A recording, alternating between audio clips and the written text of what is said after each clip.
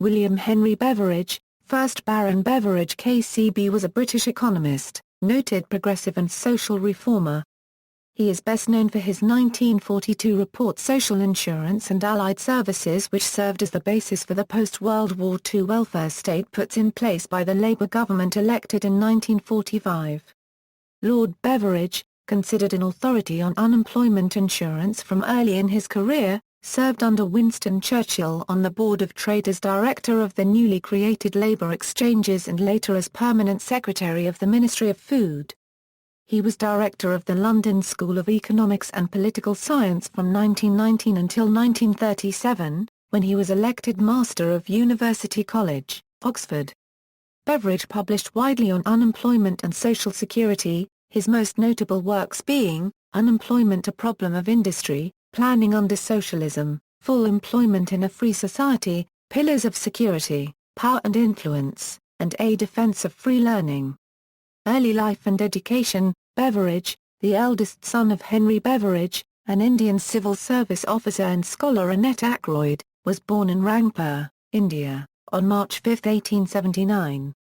He was educated at Charterhouse, a leading public school near the market town of Godalming in Surrey, followed by Balliol College at the University of Oxford, where he studied mathematics and classics, obtaining a first in both. He later studied law. Life and career: after leaving university, Beveridge initially became a lawyer. He became interested in the social services and wrote about the subject for the Morning Post newspaper. His interest in the causes of unemployment began in 1903 when he worked at Toynbee Hall, a settlement house in London. There he worked closely with Sidney Webb and Beatrice Webb and was influenced by their theories of social reform, becoming active in promoting old age pensions, free school meals, and campaigning for a national system of labour exchanges. In 1908, now considered to be the United Kingdom's leading authority on unemployment insurance, he was introduced by Beatrice Webb to Winston Churchill, who had recently been promoted to the cabinet as president of the Board of Trade. Churchill invited Beveridge to join the Board of Trade, and he organised the implementation of the national system of labour exchanges and national insurance to combat unemployment and poverty.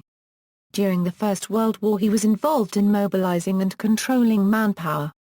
After the war, he was knighted and made permanent secretary to the Ministry of Food. In 1919 he left the civil service to become director of the London School of Economics and Political Science. Over the next few years he served on several commissions and committees on social policy. He was so highly influenced by the Fabian Society socialists in particular by Beatrice Webb, with whom he worked on the 1909 Poor Laws Report that he could readily be considered one of their number. He published academic economic works including his early work on unemployment and a large historical study of prices and wages. The Fabians made him a director of the LSE in 1919, a post he retained until 1937. During his time as director, he jousted with Edwin Kennan and Lionel Robbins, who were trying to steer the LSE away from its Fabian roots. In 1933 he helped set up the Academic Assistance Council. This helped prominent academics who had been dismissed from their posts on grounds of race, religion or political position to escape Nazi persecution. In 1937, Beveridge was appointed Master of University College, Oxford. Wartime Work. 3 years later, Ernest Bevin, Minister of Labour in the wartime national government, invited Beveridge to take charge of the welfare department of his ministry. Beveridge refused, but declared an interest in organising British manpower in wartime. Bevin was reluctant to let Beveridge have his way but did commission him to work on a relatively unimportant manpower survey from June 1940 and so Beveridge became a temporary civil servant. Neither Bevin nor the permanent secretary of the ministry Sir Thomas Phillips liked working with Beveridge as both found him conceited. Report on social insurance an opportunity for Bevin to ease Beveridge out presented itself in May 1941 when Minister of Health Ernest Brown announced the formation of a committee of officials to survey existing social insurance and allied services, and to make recommendations. Although Brown had made the announcement, The inquiry had largely been urged by Minister without portfolio Arthur Greenwood, and Bevan suggested to Greenwood making Beveridge chairman of the committee. Beveridge, at first uninterested and seeing the committee as a distraction from his work on manpower, accepted only reluctantly. The report to the Parliament on Social Insurance and Allied Services was published in 1942. It proposed that all people of working age should pay a weekly national insurance contribution. In return, benefits would be paid to people who were sick, unemployed, retired or widowed. Beveridge argued that this system would provide a minimum standard of living below which no one should be allowed to fall.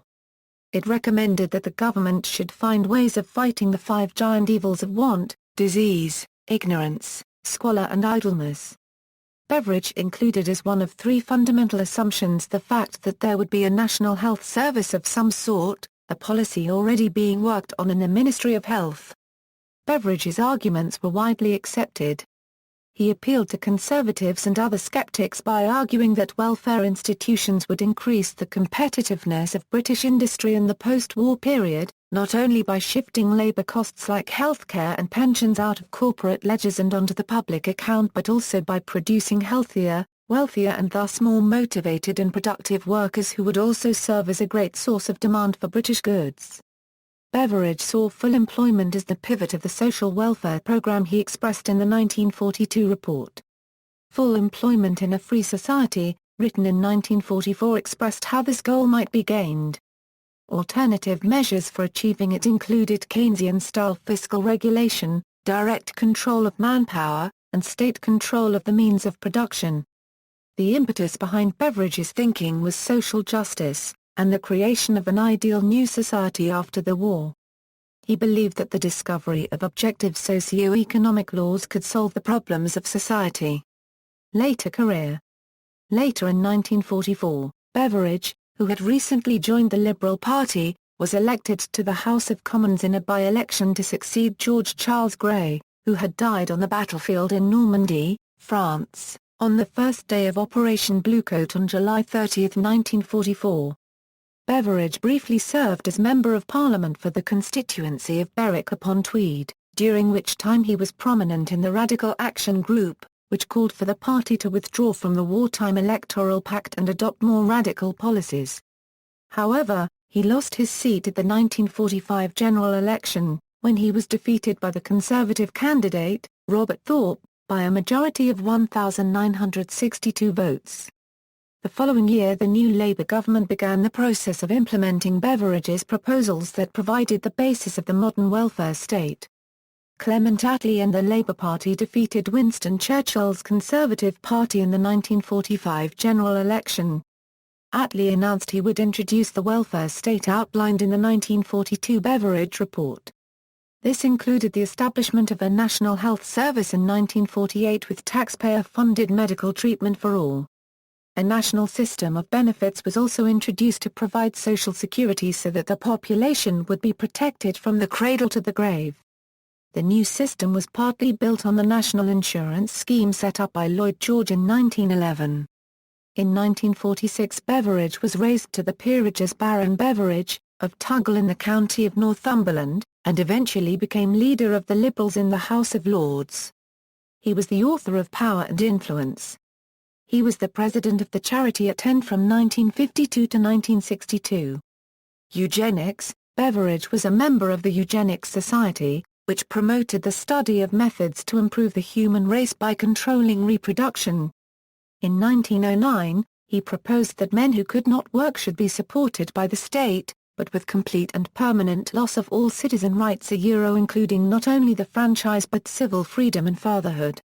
Whilst director of the London School of Economics, Beveridge attempted to create a department of social biology. Though never fully established, Lancelot Hogben, a fierce anti-eugenicist, was named its chair. Former LSE director John Ashworth speculated that discord between those in favour and those against the serious study of eugenics led to Beveridge's departure from the school in 1937.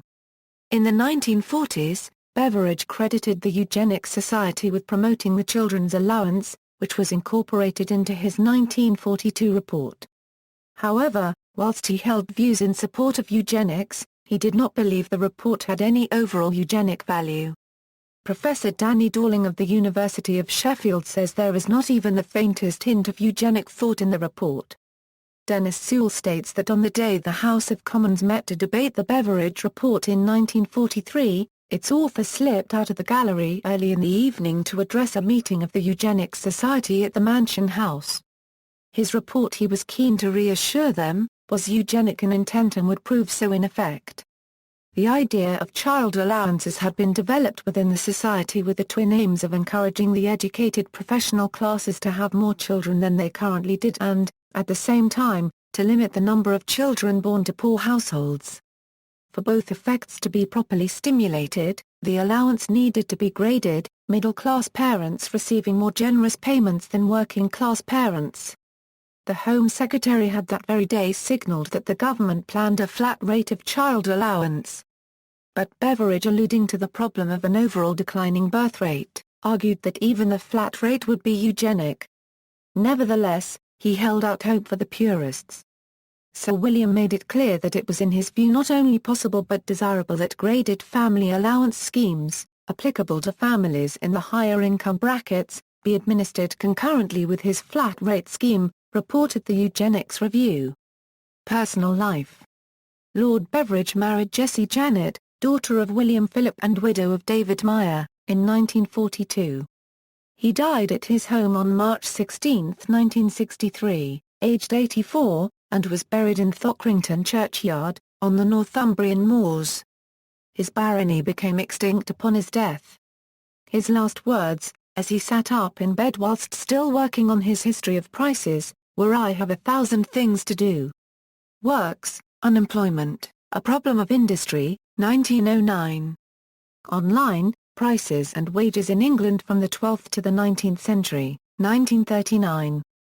Social Insurance and Allied Services, 1942. Full Employment in a Free Society, 1944. The Economics of Full Employment, 1944. Why I Am a Liberal, 1945. Power and Influence, 1953.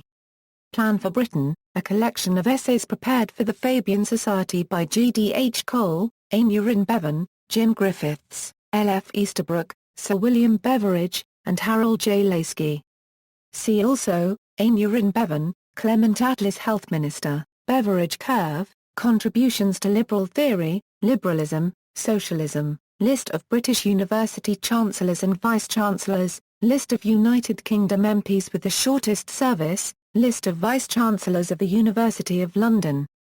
Resources, Jose Harris, William Beveridge, A Biography, Oxford University Press, 1997.